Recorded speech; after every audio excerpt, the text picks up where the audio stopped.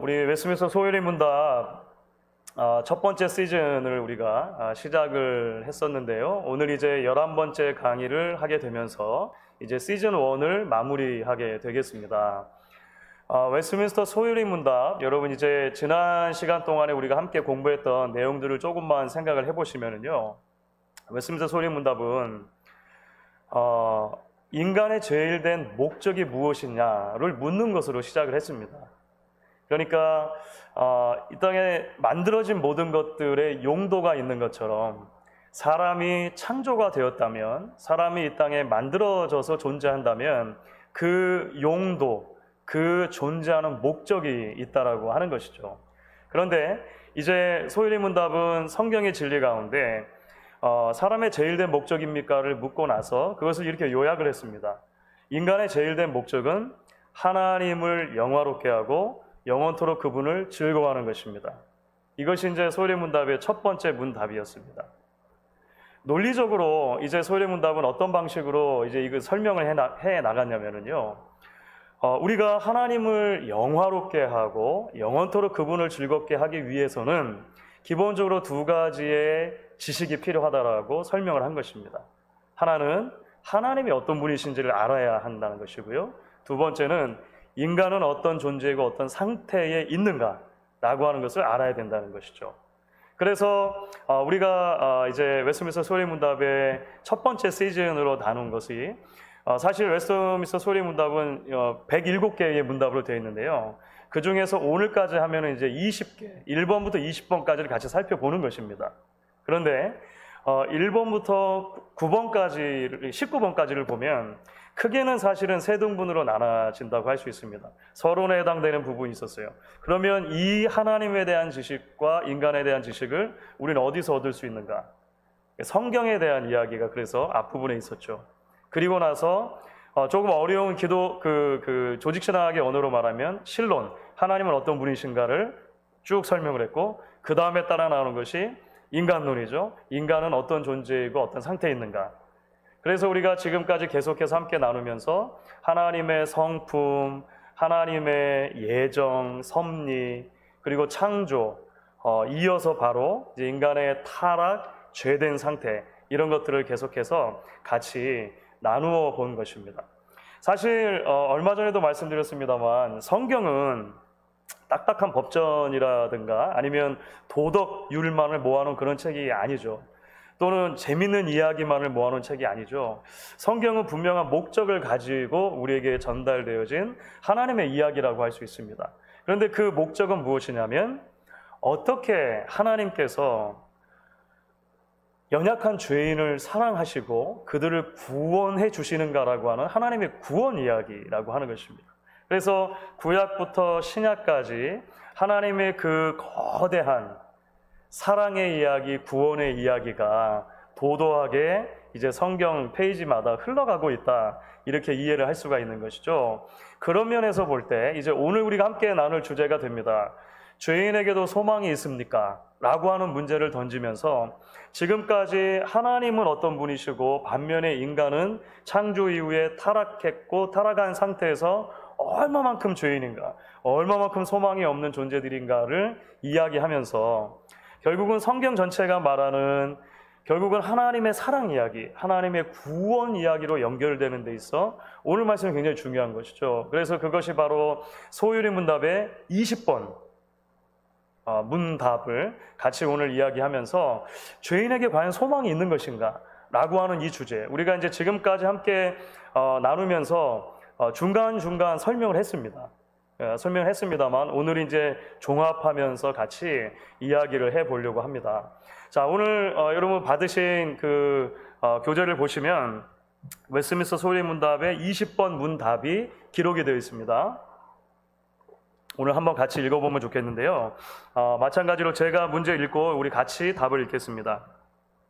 하나님께서 모든 인류를 죄와 비참한 지위에서 멸망하게 버려두셨는가? 같이 읽습니다. 하나님께서 홀로 그 선하신 뜻대로 영원부터 구속받을 자들을 영생 얻게 하시려고 선택하시고 은혜의 언약을 세우셔서 구속자로 말미암아 저희를 죄와 비참한 지위에서 건져내시고 구원의 자리에 이르게 하려 하셨다. 자, 이렇게 설명이 되어 있습니다. 한 문장으로 설명이 되는데 좀 내용이 많죠. 그 안에 담겨 있는 여러 내용과 그 다음에 뉘앙스들이 좀 있는데요. 이것을 우리가 조금 펼쳐놓고 같이 이야기를 해보려고 합니다. 오늘은 특별히 소요리 문답 20번과 더불어서 가장 중요한 성경 본문을 한번 읽고 그 다음에 설명을 해나가려고 합니다. 특별히 하나님의 구원 계획과 관련돼서 가장 중요한 핵심적인 본문이 어디에 등장하냐면 에베소서 1장입니다. 그래서 오늘은 에베소서를 한번 펼쳐볼 거예요. 여러분들 성경을 가지고 계신 분들은 에베소서를 한번 열어주시고요. 에베소서 1장 사실은 3절부터 12절까지가 전체가 다 중요한 내용인데 3절부터 7절까지 말씀만 읽겠습니다. 3절부터 7절 에베소서 1장 3절부터 7절 원래는 3절부터 12절까지가 헬라어로는 한 문장이에요. 한 문장. 근데 일단 7절까지만 나눠서 읽을 거고요. 가능하면 우리가 그 느낌이 날 수 있도록 여러분들 한 호흡으로 읽으시면 힘드시긴 하시겠죠. 우리가 수요일 저녁에 식사도 하시고 순교할까 우려가 있으니까 하여간 알아서 읽으시되 이게 한 문장이었다라고 하는 걸 기억하시면서 읽으시면 됩니다. 자, 3절부터 7절 한 목소리로 같이 읽어보겠습니다. 찬송하리로다. 하나님 곧 우리 주 예수 그리스도의 아버지께서 그리스도 안에서 하늘에 속한 모든 신령한 복을 우리에게 주시되 곧 창세전에 그리스도 안에서 우리를 택하사 우리로 사랑 안에서 그 앞에 거룩하고 흠이 없게 하시려고 그 기쁘신 뜻대로 우리를 예정하사 예수 그리스도로 말미암아 자기 아들들이 되게 하셨으니 이는 그가 사랑하시는 자 안에서 우리에게 거저 주시는 바 그의 은혜의 영광을 찬송하게 하려는 것이라. 우리는 그리스도 안에서 그의 은혜의 풍성함을 따라 그의 피로 말미암아 속량 곧 죄사함을 받았느니라. 아멘. 일단 여기까지 읽었습니다. 반복되는 내용들도 있고 이제 논리의 흐름에 따라서 바울이 죄인들에게 주시는 하나님의 구원의 은총을 너무나 기쁜 감격의 언어로 쭉 이야기를 하고 있는 거예요. 말씀드렸던 것처럼 에베소서 1장 3절부터 12절까지는 우리 구원론을 설명할 수 있어서 대단히 중요한 본문으로 그렇게 소개가 됩니다. 더군다나 이 긴 문장이 하나의 문장으로 되어져 있어요. 우리가 학교에서 예를 들어서 아이들이 이제 학교를 갔다가 왔는데 엄마 하면서 이야기를 시작했는데 이야기를 끊지 않는 거예요. 엄마가 뭔가 좀 이야기하려고 해도 들어봐 하면서 계속 이야기를 하는 거예요. 아들이나 딸이. 왜 그렇게 길게 끊지 않고 이야기를 하는 걸까요? 일단 중요하니까. 그렇죠. 중요하니까 알리고 싶은 거예요. 내가 경험했던 그날의 어떤 일이 자기에게 너무나도 강렬한 인상으로 남아있어서 그것을 나누지 않고 견딜 수 없는 거예요. 종류는 여러 가지가 있을 것입니다. 엄마 들어봐봐. 내가 점심 먹는단 말이야. 친구가 싸웠는데 이렇게 할 수도 있겠고 엄마 들어봐봐. 선생님이 말이야. 이렇게 해서 시작할 수도 있겠죠. 그 주제는 다를 수 있지만 말이 끊어지지 않고 계속해서 이어진다고 하는 것은 그만큼 경험치가 큰 것이고 그 경험에 대한 인상이 강렬한 것이고 그것을 나누려고 하는 욕망이 큰 것이죠. 그러니까 사도 바울이 사실은 죄인을 구원해 주시는 하나님의 사랑, 하나님의 은혜를 설명하면서 찬송하리로다 이렇게 하고 나서 시작을 했는데 멈출 수가 없는 거죠. 멈출 수가 없는 거예요. 너무나 이 감격스럽고 너무나 기쁘고 너무나 감사하고 이 말을 어서속히 에베소 교인들과 나누고 싶은 그런 마음 아마 그게 담겨져 있다라 생각이 들어요. 쭉 연결이 됩니다. 자, 그런데 여러분 이 길게 이어지는 3절부터 12절까지의 한 문장에 가장 중요한 주어가 있다면 그 주어를 무엇으로 잡을 수 있을까요? 여러분들 사실 너무 문장이 길어가지고 조금 혼란스러울 수 있는데요. 사실은 이 전체 문장의 주어는 하나님입니다. 하나님. 그러니까 중간에 가다 보면 사실은 좀 헷갈려요. 주어가 누구지? 하고 이렇게 헷갈리게 되는데 사실은 찬송하리로다 하나님 이로부터 시작해가지고 쭉 설명이 되는 거예요. 이 구원을 누가 주시는가? 하나님이 주신다라고 설명을 해요. 자, 이렇게 구원의 주체가 하나님이다. 하나님이 주시는 것이다라고 설명하면서 사실은 에베소서에서도 밝히고 있고 이것을 소일이 문답이 정확하게 캐치를 해서 요약하는데요. 구원의 동기가 무엇이냐는 거예요. 하나님이 구원을 주세요. 하나님이 구원해 주세요. 그런데 하나님이 구원해 주시는 동기가 무엇인가? 여러분 오늘 찾으실 수 있으시겠습니까? 자, 에베소서에서는요, 그것이 그 기쁘신 뜻이라고 하는 표현이 나오죠. 하나님께서 기뻐하시는 그 뜻이 구원을 가능하게 한다라고 하는 것입니다. 그것을 이제 소일이 문답에서는요, 그의 순전히 선하신 기쁨, 영어 원래 원문에는 out of his mere good pleasure 이라고 하는 단어를 씁니다. 그의 선하신, 이게 무슨 말이냐면요, 억지로 하거나 책임감에 어쩔 수 없이 하는 게 아니라고 하는 거예요. 강압에 의해서 하는 게 아니라는 거예요. 여러분 이제 지금 더운 여름철이니까 집집마다 잔디가 빨리빨리 많이 자라잖아요. 오늘처럼 비가 온 날이면 내일 아침이면 또 잔디가 한참 자라 있을 텐데 이제 잔디를 깎는 집들이 있으십니다. 가끔 지금 이제 여름이고 아이들이 집에 있잖아요. 뭐 여름이 아니더라도 아이들이 봄부터 집에 있었지만 중고등학생이나 대학생들이 가끔 보면은요 잔디를 깎는 경우가 있습니다. 그런데 지나가다가 제가 그래서 유심히 보거든요. 유심히 보면 어떤 아이들은요 정말 하기 싫어 죽겠는 게 그냥 눈에 보여요. 여러분 가끔 그런 거 보시죠? 정말 아빠가 엄마가 아마 시킨 것 같아요. 예? 용돈을 준다고 하셨는지 안 하셨는지 모르겠지만 시킨 것 같아요. 정말 근데 자기가 기계에 끌려가는지 기계가 사람을 끄는지 모를 정도로 정말 너무 하기 싫은 모습. 겨우겨우 그냥 대충. 이게 남의 집 얘기가 아니고 저희 바로 옆집 얘기. 저희 바로 옆집. 저희 옆집에 딸 둘이 있는데 이제 아빠가 류마티스가 심해가지고 미국 분인데 일찍 조기 은퇴를 했거든요. 그러니까 집안일을 그런 걸 잘 못하는 거예요. 딸들이 아주 어렸을 때부터 이제 그 잔디 깎기 시작했거든요. 볼 때마다 안쓰러워요. 예, 물론 아빠를 사랑하는 마음이 하겠지만 하기 싫어 죽겠는 게 눈에 보이는 거예요. 예, 너무 싫어하는 모습. 그런데 저희 집에서는 그런 일이 일어나지 않습니다. 이유는 무엇인가? 제가 깎기 때문입니다. 저는 물론 아이들에게 가르쳐 줄 수도 있지만 저희 아이들은 알아요. 아빠가 잔디 깎는 일을 굉장히 좋아한다는 걸 알아요. 그러니까 일주일에 한 번 정도 잔디를 깎는 시간이 저에게는 쉬는 시간이에요.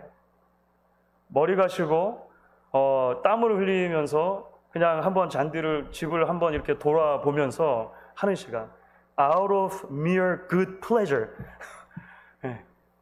정말 완전히 그 좋은 선한 기쁨 가운데 행하는 거예요. 사실은. 애들이 알아요. 아빠는 저거는 절대 우리한테 안 시킵니다.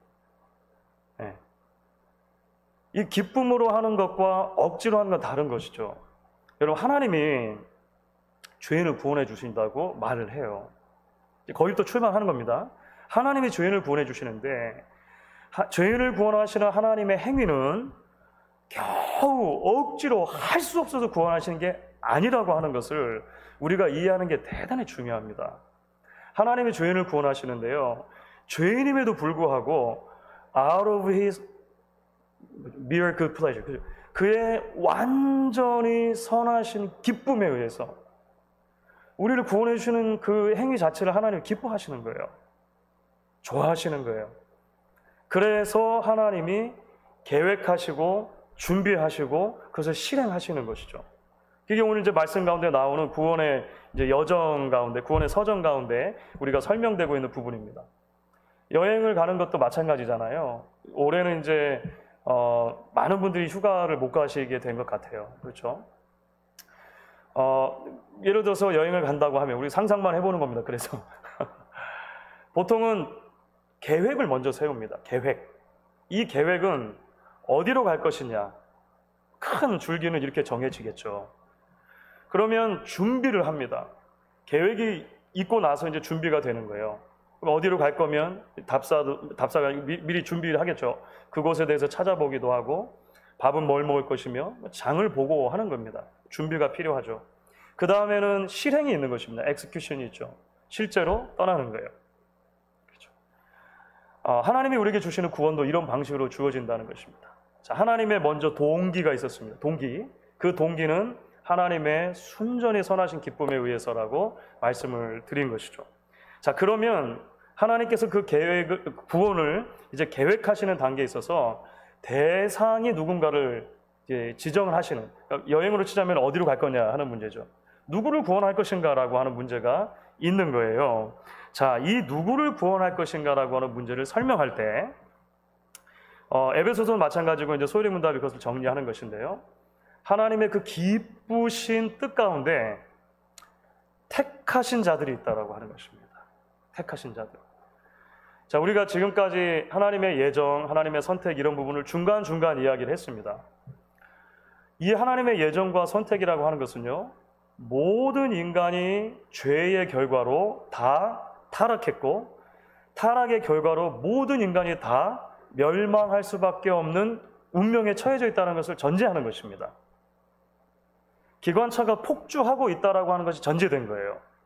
그 기차에 탄 사람은 모두 다 얼마 지나지 않아서 목숨을 잃을 수밖에 없는 절대절명의 상황, 이것이 전제된 것입니다. 놀랍게도 하나님께서 이렇게 가만 내버려 두면 멸망할 수밖에 없는 인류들 가운데서 누군가를 구원하기로 하나님은 선한 뜻 가운데 결정하셨다는 거예요. 사실 이것이 대단히 어려운 부분이기도 합니다. 많은 사람들이 이 부분에서 사실은 넘어지기도 해요. 그러니까 이 예정에 대한 교리 또는 선택에 대한 교리가 스텀블링 블록처럼 작용되기도 합니다. 그런데 사실은 이것은 우리가 아직도 우리를 구원받을 만한 자격이 무엇인가 있는 관점에서 바라보는 거예요. 제가 언젠가도 그런 예를 들어드렸던 것 같아요. 해변가를 지나가는 한 청년이 있습니다. 해변가를 지나가다가 그 청년이 어떤 할아버지를 발견했는데 할아버지가 해변가에서 자꾸 뭔가를 하고 계시는 거예요. 가까이 가서 보니까 불가사리가 이렇게 파도가 쳤다가 들어가면서 불가사리들이 쓸려왔다가 파도가 돌아갈 때 돌아가지 못하고 해변에 남아있는 거예요. 해변에 그대로 남아있으면 멀찌감치 있는 불가사리들은요, 그냥 말라 죽게 되는 거예요. 이 할아버지가 불가사리들을 이렇게 바다에 던져주고 있는 거죠. 던져주고 계시는 거예요. 청년이 묻습니다. 할아버지 뭐 하세요? 불가사리를 바다로 돌려보내주고 있다네. 할아버지, 좀 불공평하지 않나요? 왜 이렇게 많은 불가사리 중에서 몇 마리만 할아버지 던져주시는 거죠? 라고 이야기를 하는 거죠. 그때 그 할아버지가 이야기를 합니다. 그렇지. 하지만 내가 지금 잡아서 던져 넣어주는 이 불가사리에게는 청년이 말하는 것처럼 의미 없어 보이는 일이 대단히 의미 있는 일이 되는 것이라네. 이렇게 설명해 주셨다는 거예요. 많은 경우에 있어서 우리가 이 예화를 들으면은요, 우리는 늘 청년의 입장에서 생각을 합니다. 그렇죠. 청년의 입장에서 하나님 조금 불공평하신 거 아닌가요? 왜 누구는 잡아서 넣어주시고 가만 놔두는 사람들이 있죠? 왜 누구는 선택하고 누구는 구원하고 누구는 그렇지 않으신 거죠? 이렇게 보통 우리는 생각해야 된다는 거예요. 사실은 이 예화의 핵심은 뭐냐면요, 우리 모두는 다 물가에 나와 있는 불가사리라고 하는 거예요. 우리는 다. 그래서 가만히 놔두면 모두가 다 그 상태로 말라 죽어 멸망할 수밖에 없는 존재들이라고 하는 게 전제된 것입니다. 하나님의 은혜를 우리가 깨닫고 믿음으로 복음을 받아들인다는 것은요, 이 시선의 전환입니다. 지금까지는 청년의 입장에서 제3자의 입장에서 자꾸 성경의 이야기를 들여다보다가 어느 순간 하나님께서 우리에게 은혜를 주시면 하나님이 그토록 사랑하셨던 존재, 하나님이 그토록 마음 쏟으셔서 그 기쁨 가운데 선택해 주신 그 집어넣어준 불가사리가 나였다는 것을 깨닫는 거예요. 그 나의 이야기로 읽히는 순간이 하나님이 우리에게 은혜를 부어주시는 순간이죠. 그것이 선택이라고 하는 것입니다. 자, 오늘 말씀 가운데 그래서 보시면 먼저는 영원 전에 그 하나님의 택하심이 이루어졌다라고 하는 표현이 나옵니다. 창세 전에, 여러분 4절이죠. 창세 전에. 또 4절에 보시면 택하사 이런 표현 나오죠. 5절을 가시면 예정하사 이런 표현이 나옵니다.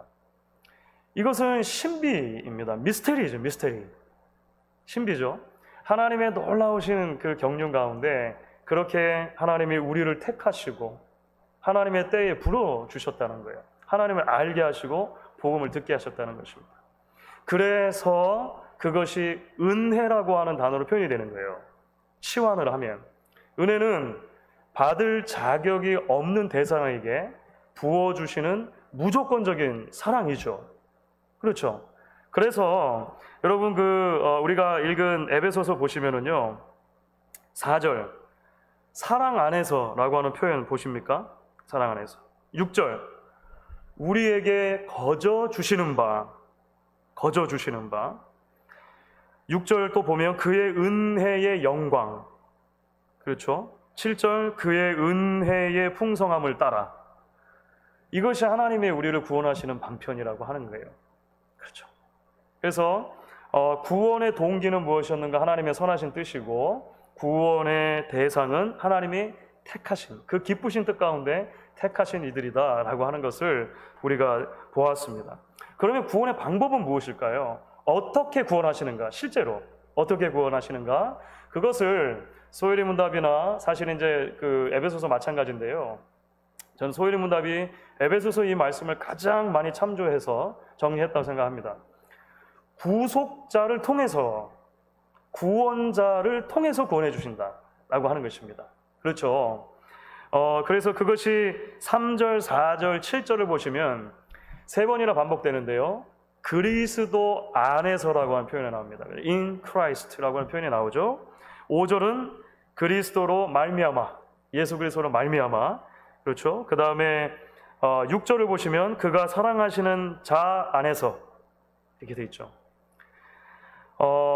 도대체 하나님께서 죄인을 구원하실 때 그 구원해 주시는 방법이 무엇이냐 하면 대신해서 죄를 지시고 희생을 당하시는 누군가를 보내주신다는 것입니다. 이유가 뭘까요? 하나님이 그냥 직접 구원해 주시면 안 됩니까? 왜 예수님 꼭 오셔가지고 예수님이 꼭 그렇게 고난을 당하시고 십자가를 지시고 하셔야 되냔 말이죠. 자, 첫 번째 이유는 우리가 지난주에 잠깐 나눴던 말씀 중에 일단은 인간이 인간 스스로를 구원할 수 없다라고 하는 개념을 이해할 필요가 있겠죠. 그러니까 구원은 인간이 스스로가 만들어낼 만한 종류의 것이 아니라 외부로부터 주어져야 되는 것이다라고 하는 게 일단 전제가 된 것입니다. 자, 구원이 외부로부터 주어진다 하더라도 제가 방금 전에 드렸던 질문이죠. 그냥 하나님께서 우리 이렇게 그냥 노인이 그 불가사리를 직접 잡아서 넣어주시는 것처럼 하나님 우리를 직접 이렇게 들어다가 천국으로 옮겨주시면 되잖아요. 그냥 구원해 주시면 되잖아요. 근데 왜 하필이면 구속자가 오셔서 예수님의 희생을 통해서 가능하냐? 이 질문이 계속 이제 있는 것이죠. 그것은 하나님의 공의라고 하는 성품 때문에 그래요. 다시 말하면 죄인이 죄를 지어 타락했을 때 하나님의 영광에 손상을 입었다라고 하는 것입니다. 그 영광이 다시 회복되기 위해서는 죄 값이 치러져야 돼요. 죄 값이. 놀라운 것은 하나님께서 죄를 지은 당사자인 우리가 아니라 하나님의 사랑은 아들 예수 그리스도에게 그 공의의 핏값을 물으셨다라고 하는 거예요. 이것이 대속의 교리, 리뎀션이라고 하는 예수님께서 우리를 위해서 대속을 치러주시고 랜섬을 치러주시고 우리를 사셨다라고 하는 것의 가장 기본적인 개념입니다. 하나님의 공의로우심이 채워져야 되는 거예요. 이게 사실 좀 신학적으로 어려운 개념이긴 합니다만 이 부분이 대단히 중요하죠. 그래서 예수님이 오셨다는 것입니다. 구원자가 필요하다는 거예요. 하나님은 그 구원자를 자신의 가장 사랑하시는 아들로 보내주시는 것입니다. 아들 안에서 임마누엘 해주시죠. 우리와 함께 하시는 하나님, 하나님이 우리에게로 다가와 주셔서 우리의 대속자가 되어주시고 우리를 당신의 것으로 삼아주시는 것입니다. 자, 그래서 구원의 결과는 무엇이냐면 결국은 우리가 하나님의 자녀가 되게 하는 것이다라고 설명을 해요.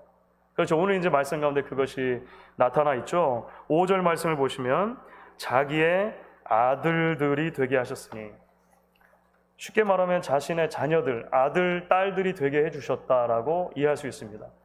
아들, 딸이 되게 해주셨다는 것은 무슨 말일까요? 그 이전에는요? 아니었다는 의미죠. 우리가 아직 원수 되었을 때, 죄인 되었을 때 하나님이 우리를 아들 예수 그리스도를 통해 구원해 주셔서 우리를 양자 삼아 주셨다라고 하는 개념이 성경에서 사실은 그래서 죄인들의 구원을 설명할 때 굉장히 중요한 개념으로 등장합니다. adoption, 양자 삼으심이라고 하는 개념이 대단히 중요하죠. 로마서 8장 15절, 여러분 한번 나중에 적어놓고 찾아보시면 좋은데요. 로마서 8장 15절, 그리고 갈라디아서 4장 4절부터 6절, 다 비슷한 말씀인데요. 양자됨에 대해서 설명합니다. 제가 로마서 5장 15절 읽어볼게요. 8장 15절 읽어볼게요. 너희는 다시 무서워하는 종의 영을 받지 아니하고 양자의 영을 받았으므로 우리가 아빠, 아버지라고 부르짖느니라. 이전에는 하나님을 아버지로 부를 수 없었다는 거예요. 그런데 아들 예수 안에서 우리를 사주셔서 우리를 당신의 자녀로 삼아주시고 아들이라고 딸이라고 불러주시고 우리가 하나님을 아빠, 아버지, 예전에는 아바, 아버지라고 번역했는데 개역 개정판부터는 그냥 아빠, 아버지로 이렇게 번역을 합니다. 하나님을 친밀한 우리 아빠로, 우리 아버지로 부를 수 있다라고 하는 개념으로 등장을 하는 것이죠. 죄인에게도 소망이 있습니까? 성경은 소망이 있다라고 말을 합니다. 그런데 그 소망의 근거가 어디 있냐면 하나님께 있다라고 하는 거예요. 그리고 아들 안에서 그 죄인을 구원해 주시고 계속해서 채워주시겠다고 약속하시는 하나님의 성실하신 은혜에, 사랑에, 헤세드에 있다라고 계속 이야기를 하는 것이죠. 제가 아내하고 보는 한국 TV 프로그램 중에 비긴 어게인이라고 하는 프로그램이 있습니다. 비긴 어게인, 그 음악 프로그램입니다. 음악 프로그램. 그 한국의 가수들이 공연장에서 노래를 부르는 게 아니라 가수들이 버스킹을 하는 거예요. 버스킹이 뭐냐면 정해진 공연장이 아니라 길거리 같은데, 광장 같은데, 시장터 뭐 이런 데서 그냥 원래는 이제 가수 지망생들이 보통 많이 하죠. 이렇게 길거리에서 이제 노래하는 거잖아요. 근데 이 프로그램은 이제 그 가수들이 돌아다니면서 그렇게 버스킹을 하는 프로젝트예요. 대단히 흥미롭더라고요. 아주 재밌게 잘 봤는데 예전 시즌에는 뭐 유럽 등지를 막 돌아다녔습니다. 생판 모르는 유럽 등지에 광장에 가가지고 한국 가수들이 쫙 펼쳐놓고 그냥 노래하는 거예요. 참 좋았어요. 근데 이번 시즌은 여행을 그렇게 쉽게 하지 못하잖아요. 그래서 한국에서 한 것입니다. 그래서 한국의 여러 지역을 돌아다니면서 버스킹을 하는데 그 안전 수칙 이런 걸 잘 지키면서 하는데요. 전체적인 주제가 있었어요. 그 전체적인 주제가 뭐냐면 위로입니다. 위로. 코로나 바이러스 이 사태로 인해서 많은 사람들이 힘겨워하고 있는데, 힘들어하고 있는데 그런 사람들이 있는 곳으로 찾아가서 노래를 통해서 사람들을 위로해 준다는 그런 이제 그 큰 틀이었죠. 참 좋았어요. 지난주로 마지막에서 끝났어요. 끝났는데 여러분들 좋아하시는 소향이라는 가수도 중간에 나와가지고 너무 좋았어요. 그런데 아주 인상 깊었던 한 대목이 있습니다. 그 장면이 있는데요. 서울에서 할 때였던 것 같아요. 여러 지역을 돌아다니다가 서울에서 할 때인데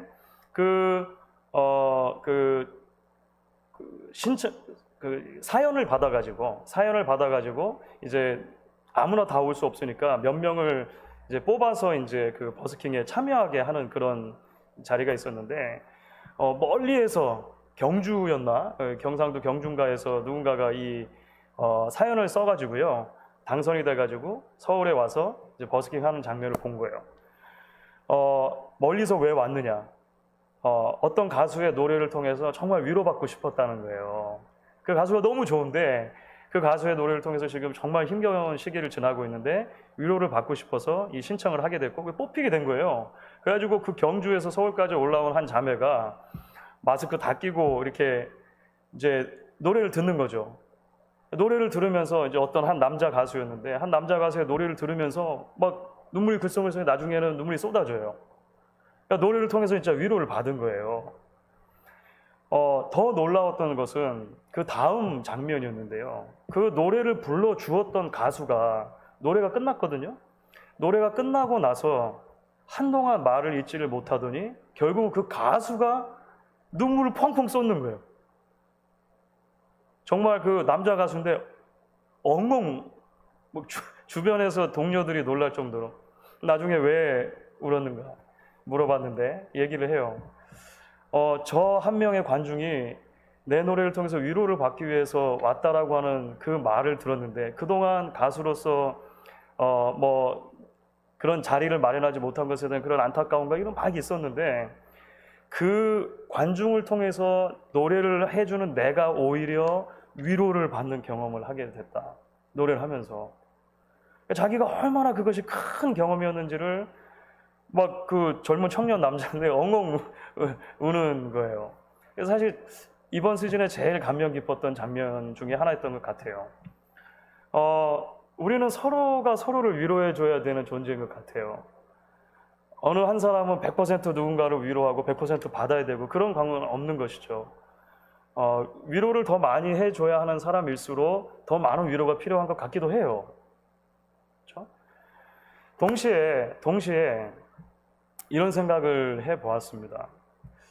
모든 인간은 위로가 필요하구나 라고 하는 것, 좀 더 본질적인 면에서 모든 사람은 위로가 필요한 존재들이구나 라고 하는 것을 생각을 하게 되었습니다. 물론 우리가 서로를 그래서 위로하고 격려를 하고 버팀목이 될 필요가 있는 것 같아요. 아울러서 이러한 시기에, 이러한 어려움의 시기에 인생의 진정한 위로가 어디서 오는가를 우리가 분명하게 깨닫고 그 인생의 진정한 위로를 함께 나누어주는 책임을 하나님으로부터 부여받지 않았는가라고 하는 생각도 하게 되었습니다. 오늘 우리가 이제 전체 웨스트민스터 소리의 문답 첫 번째 시즌을 마무리하면서 좀 아이러니하지만 인간의 위로라고 하는 주제를 생각하면 사실은 하이델베르크 요리 문답 1번을 떠올리지 않을 수 없는 것 같아요.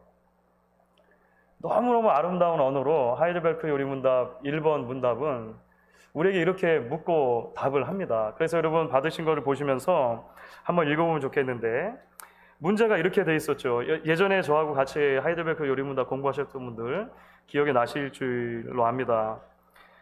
1번 문제입니다. 살아서나 죽어서나 당신의 유일한 위로는 무엇입니까? 이렇게 묻습니다.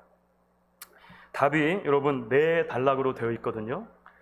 첫 번째 단락 같이 읽고, 두 번째 단락 제가 읽고, 세 번째 단락 여러분들이 읽으시고, 네 번째 단락 같이 읽겠습니다. 교동문 하는 것처럼. 자, 첫 번째 단락 같이 읽어보겠습니다.